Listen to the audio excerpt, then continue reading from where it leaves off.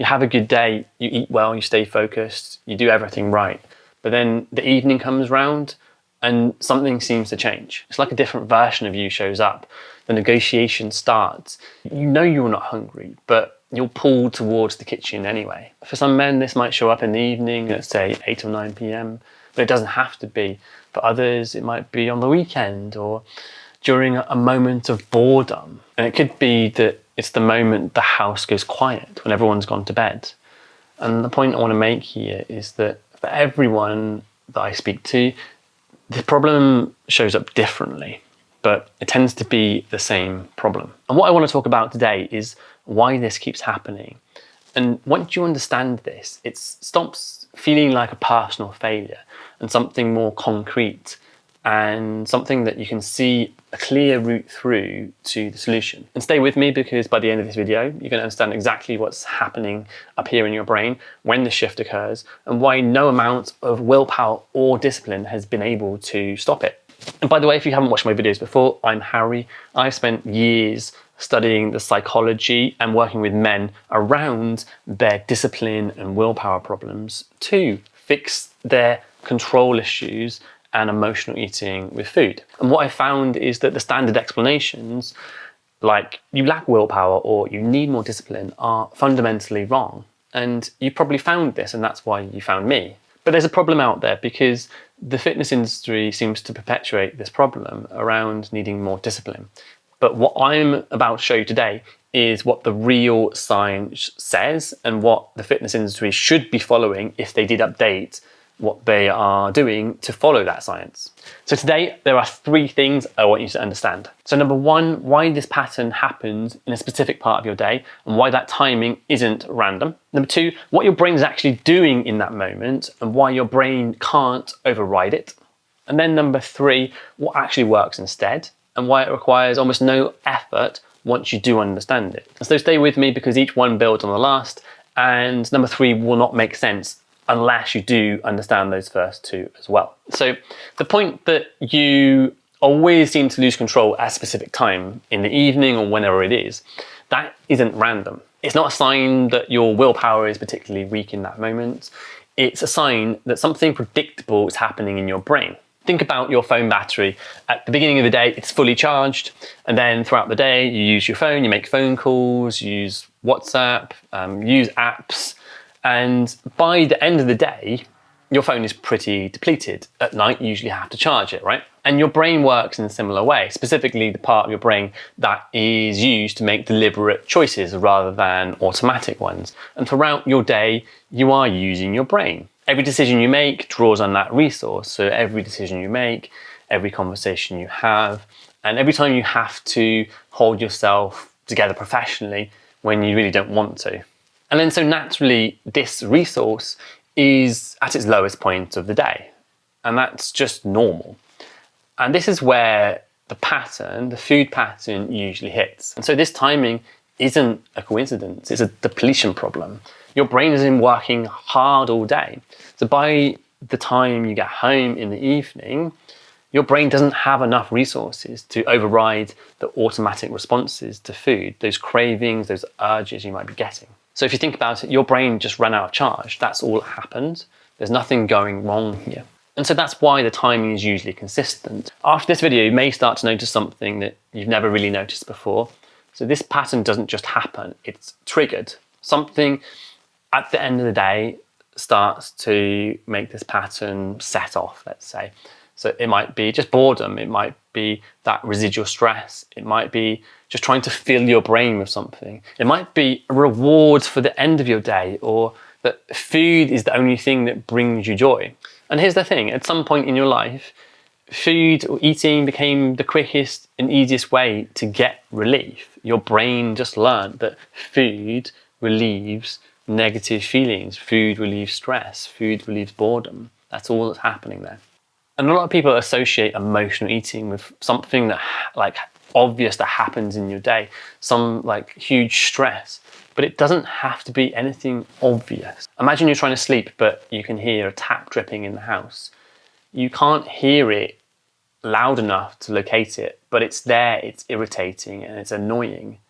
That's the kind of thing we're talking about, something that's so low level, but it's just there enough to like just eat away at you. It basically makes it impossible to fully relax. And that may be what the discomfort feels like just before the pattern activates. Just enough to push you towards the kitchen, towards eating something, to remove it, to get relief. And here's the part that matters as well. You didn't reach for that food because you're greedy or weak. You reach for it because food just works, and your brain is remarkably good at remembering what works. It quietened that tap, even if it was just briefly. And side note, the brief part is what keeps you going back for more. So now add the depleted resource from part 1, the part of your brain that creates the pause between that trigger and automatic response is running very low. And so basically the automatic response is faster than you are.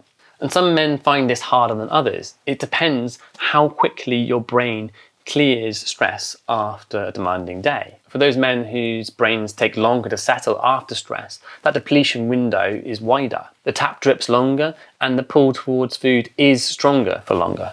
And again, you're not losing control because you are weak. You are responding to a trigger with a behavior your brain learned a long time ago, and at a point in the day when you have the fewest resources to actually override that behavior. And the good thing is that this is a pattern, and patterns can be changed. And if you want to understand what your specific trigger is, there's a free assessment in the description below.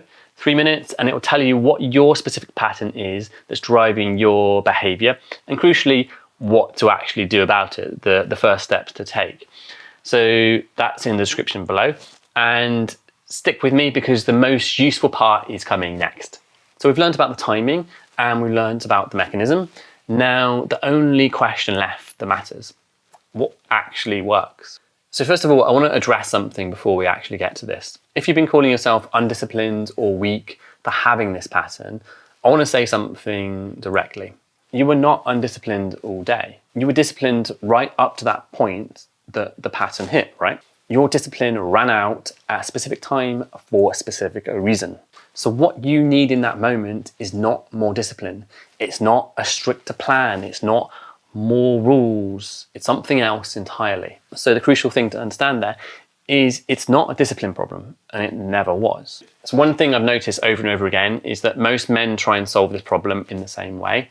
So it's more discipline, more rules, more control. So it might be removing certain foods from the house, not going to the kitchen after 8 p.m, stopping eating after a certain time, basically tighter control. So what you're doing here is managing the symptoms, not addressing the root cause. So going back to the dripping tap that we talked about before, you can put headphones on to ignore it, and those work until the battery dies. Or you can fix the tap itself. So putting the headphones on is the discipline in this case, and finding the tap is the understanding. And what actually works is 3 things in combination. So the first is reducing your depletion earlier in the day, and not by doing less, but by recovering better. So short, genuine breaks, not scrolling on your phone. Moving your body in a way that reduces stress rather than adding to it. Obviously protecting your sleep, getting enough sleep. And here's one as well that most people miss, and that's the mental background noise that's running throughout your day. This constant battle with your thoughts, the thinking, planning, and need for control around food, the constant decisions you are making around it. These are extremely heavy on your mental energy. It's really expensive for your brain power. And second is understanding your specific trigger. So not the general idea that stress drives eating, but what is it for you that drives your eating? Is it a difficult call? Is it a certain point of the day? Is it when you're bored, or is it when you get home after work?